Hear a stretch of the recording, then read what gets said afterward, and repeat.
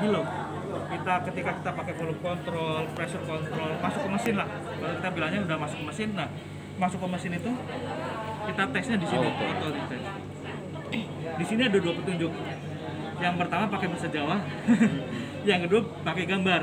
Nah ini yang memudahkan kami di Menre karena selain berupa tulisan, ada gambar juga. Yang nggak bisa bahasa Inggris juga bisa pakai. Ikutin aja gambarnya gitu. Cuman kalaupun di rumah sakit teman-teman pakai brand lain, umumnya akan seperti ini. Pertama, eyepiece pasang ke test plug. Colok gitu.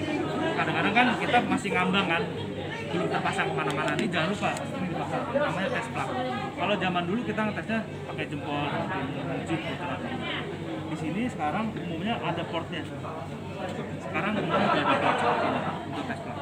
Kita pasang. Kemudian selanjutnya vaporizer dinolkan. Ini jangan sampai masih terbuka. Ini harus posisi tertutup, posisi 0. Kemudian yang selanjutnya adalah APL valve masuk posisi auto. Sekali lagi karena yang langkah ini adalah langkah auto leak test, jadi otomatis berkaitan sama leak. Oke, kita continue. Ketika continue langsung pressure masuk ke sini nih, karena kita memang menguji ini, gitu. Dan di mesin anestesi ada beberapa sensor ya kan, flow sensor, oksigen sensor. Nah itu beberapa sensor yang wajib dilakukan rutin saat penggantian saraf. Termasuk bilo juga harusnya dilakukan rutin. Nah ini tapi yang kadang-kadang suka terlewat di rumah sakit bagian bilo ini. Akhirnya bilonya udah sampai lengket, ya kan, lengket, bocor segala macam. Nah, ini bilo ini pun ada masanya, karena kan dia karet juga kan, apa namanya, latek. Kalau di Menre, maintenance kit itu ada yang 1 tahun sekali udah ikut sama bilo.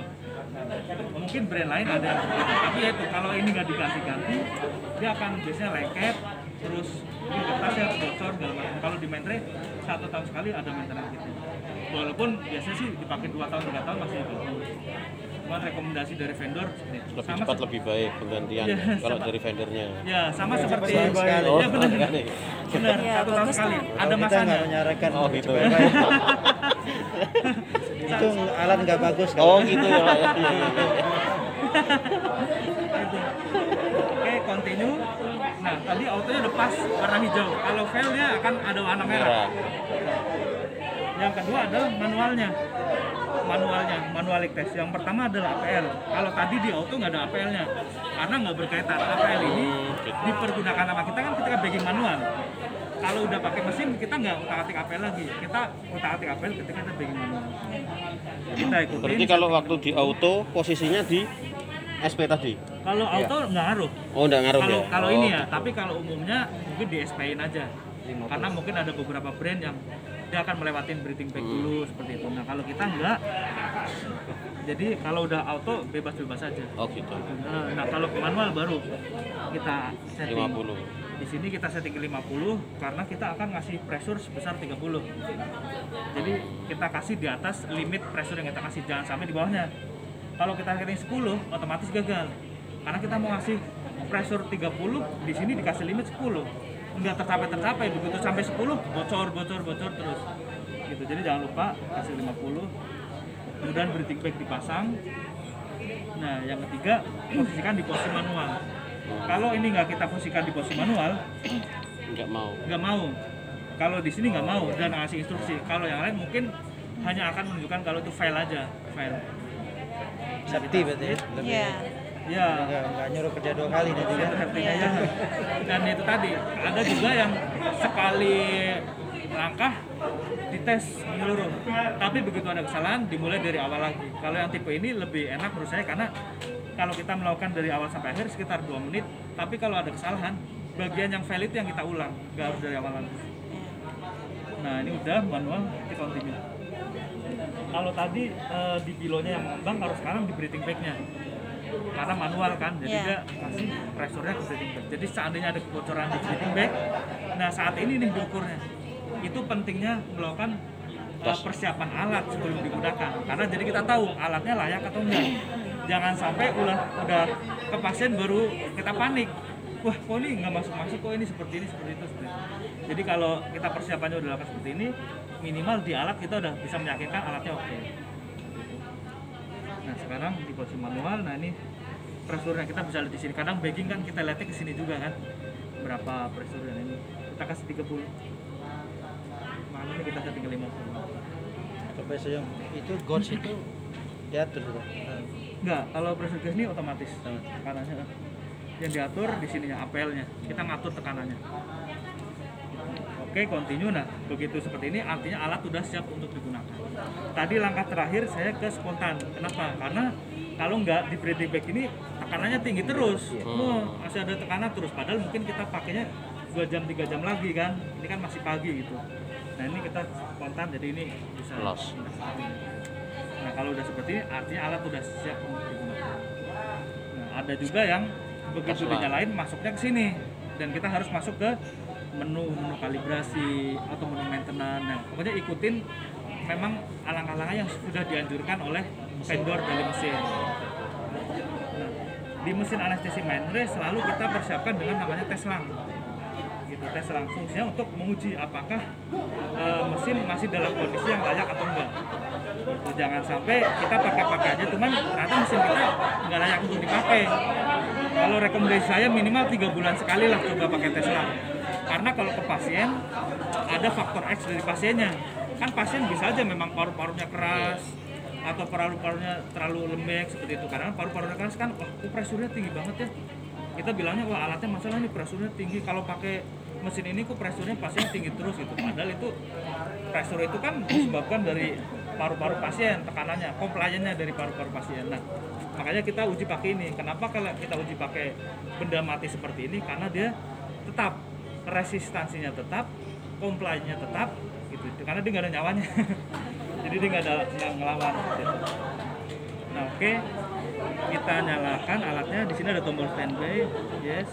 Nah, ini udah nyala. Ini sekarang di posisi manual, bagging manual. Kita bisa setting berapa liter oksigen, presentasi berapa persen, terus kemudian APL-nya kita setting. Biasanya kan gitu kan, kita ada APL yang sesuai senyamannya kita lah. Tuh, kita atur, kita bagging manual seperti ini. Nah, baru masuk ke mesin. Masuk ke mesin, kita setting tidal volume, rate. Nah, terus masuk ke mesin. Seperti itu. Nah, di sini kita bisa menguji apakah mesin masih berfungsi dengan baik atau tidak, sesuai settingan kita atau tidak. Ini kan nilai yang kita setting, bukan nilai yang keluar. Artinya walaupun kita setting segini, kalau nggak keluar segini artinya mesin ada kesalahan nih. Di bagian mananya kesalahannya gitu. Nah, kita lihatnya di sini. Ya, di sensornya, di monitoringnya. Ini nilainya ini dinamis, nggak fix gitu-gitu aja. Kalau memang operasi di bagian torak ada tekanan segala macam, nah ini juga naik-naik, pressure-nya tambah naik, tidak volume. Nah, kita lihat ini rate kita setting 12, ini 12 enggak. Kalau 12 berarti bagus. Kalau flow sensor udah mulai bermasalah, mungkin rate-nya di setting 12 keluarnya 15, 19 segala macam. Di dalam volume pun sama. Ini kita setting 450, ini 450 atau enggak. Toleransinya 10%. Gitu. Kalau lebih dari 10% artinya flow sensornya juga mungkin udah ada masalah. Mungkin kita bisa kayak tadi teman ada yang bilang ya mungkin sampai 15% toleransi lah. Gitu. Tapi yang jelas masih masuk range. Jangan sampai di settingnya sekitar 400 keluarnya cuma 100-an gitu. Nah, berarti kan jauh banget, berarti bermasalah. Tapi kalau ke pasien ada itu tadi faktor X dari pasien, ya kan, mungkin ETT-nya yang terbuka atau seperti apa, memang pakai LMA ada kebocoran seperti itu. Jadi fungsinya pakai tes lang seperti itu.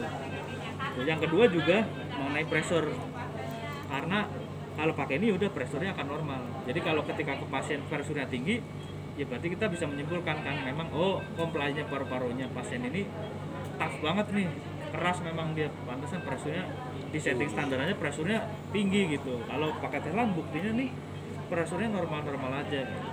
Dan terkait pressure limit ini di kontrol mesin pun ada limitnya sebetulnya. Cuman kita jarang setting kan, jarang perhatikan juga. Jadi kalau teman-teman setting ternyata ada pressure limit, nah di sini ada settingannya. Dan itu fitur safety sebetulnya. Jadi kita sekarang nih setting 450. Untuk mencapai 450 kita butuh pressure 20. Ya kan, untuk mencapai 450 ini kita butuh pressure 20. Kalau kita kasih limit di bawah 20, kita kasih limit nih 14, dia akan terpotong di sini. Harusnya kan dia 20, tapi kena limit. Nah, level di atasnya pun seperti itu. Untuk mencapai 450 ini butuh 20. Ternyata dia power point-nya keras, butuh pressure lebih tinggi dari itu.